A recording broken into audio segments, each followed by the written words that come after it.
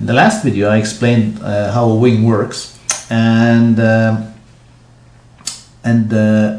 in this video I'm going to explain what one company did. Basically they turned the whole car into a wing, and the way it worked was like that. Let me just draw the racing car first.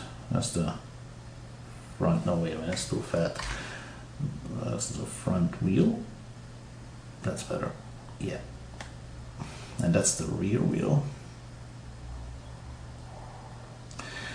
And at the front you had a wing, a small wing. And obviously you had the side plates. Just like that. And at the back you also had a wing. And the side plates.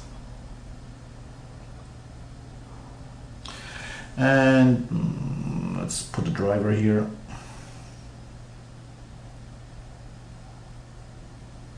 There's the driver and cockpit. There you go. I should do it. Rollover bar, and here we go. Now, basically, wings came at the end of the 60s. In 68 they started to turn up, or end of 67 they started to turn up in Formula 1 cars, and after some obscene wings which went really high and stuff like that, things stabilized in 70, and basically the cars had wings at the back, a small wing at the front, and that's about it. And then a company called Lotus came up with an idea, and basically what they did, they said, why not have this section here also act as a wing? And what they did, the lower, the bottom profile of the car was not flat as in most cars, but was actually a wing profile. It went like that and up. So basically, when the car was racing, air would go through the bottom of the car and go up here, and basically the car as a whole would act as a wing, and that generated massive downforce. Not only was downforce created here and here, but also here. The whole car was generating massive downforce. That gave them an enormous advantage against their competitors. And that thing emerged in 1977, and that was the Lotus 78. And they nearly won the championship, but they had a lot of unreliability problems with the engines and stuff like that. But then they topped that in the following year, in 1978, with the Lotus 79. And basically, that first of all, that Lotus 78 was basically a wing car.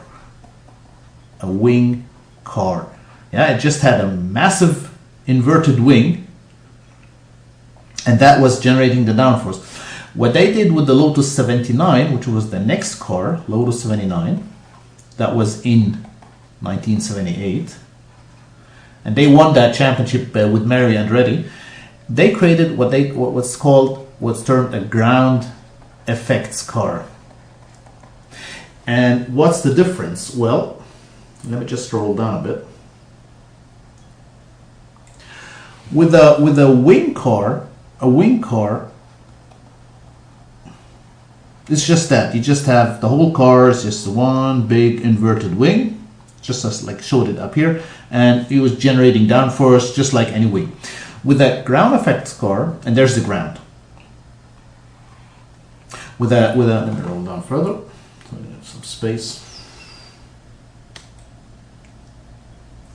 With a ground effects car,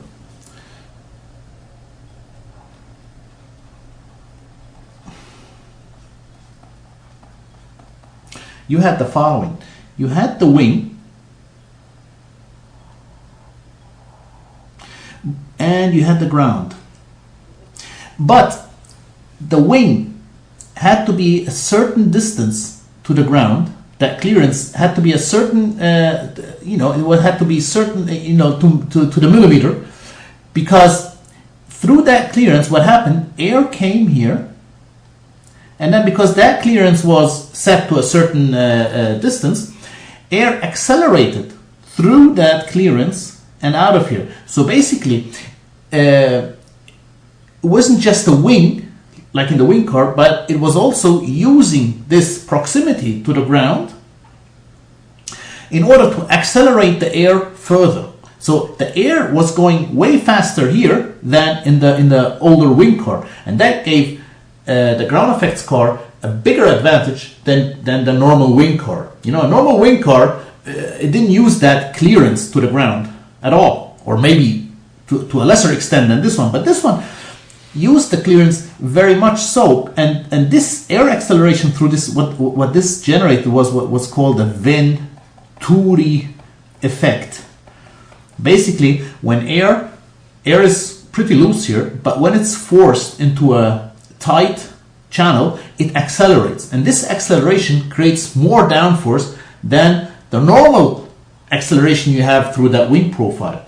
And that's why ground effect cars were then all the norm from 1978, when Lotus initiated, till 1982. All Formula One cars used ground effects. They basically used this Venturi effect at the bottom here, accelerating the air, which was pressing the whole car down. And the way these cars looked, I'm just going to try and get it in 3D.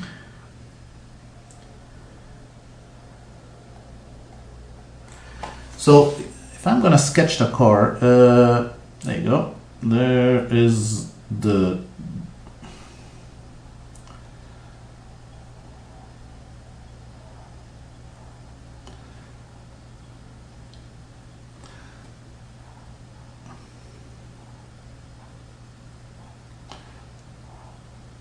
that's where the driver sits. That's a cockpit. I'm just going to draw the driver as well. There you go.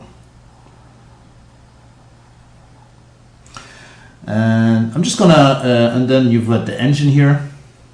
There's the engine. And you've got the tires here. It's the rear tire,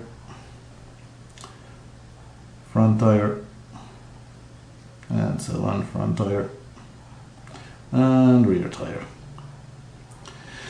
And the way ground effects was produced, they had these side pods.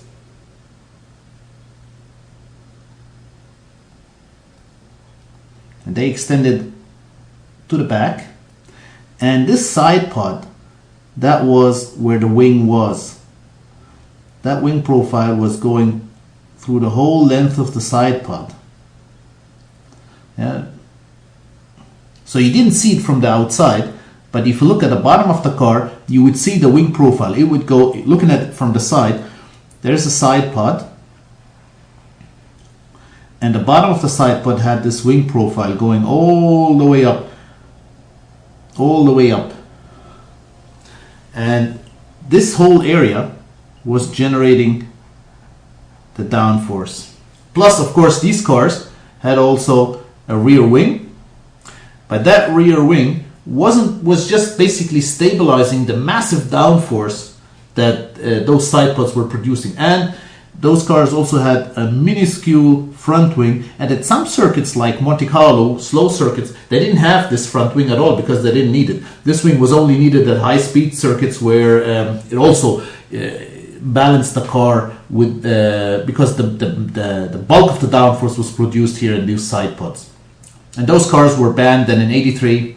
In 83 onwards, all cars were mandated to have flat bottoms. So basically no more wing profile at the bottom, but the bottom of the car had to be completely flat, thus not producing any more downforce. The only wing profiles were only allowed behind that rear axle line and in front of the front axis line. So basically after 83, your wing profiles were only allowed from